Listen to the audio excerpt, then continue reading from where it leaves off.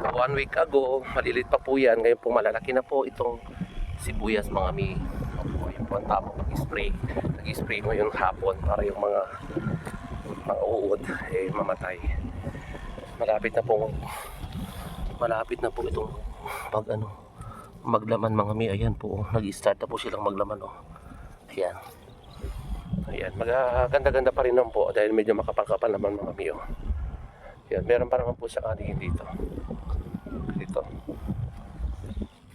Ayan mga mi, naglalaman na po sila.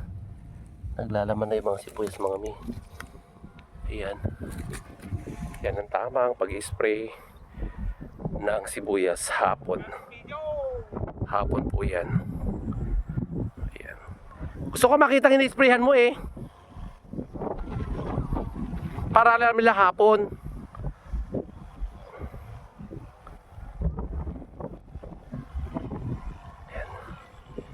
Yan, okay na mga mi.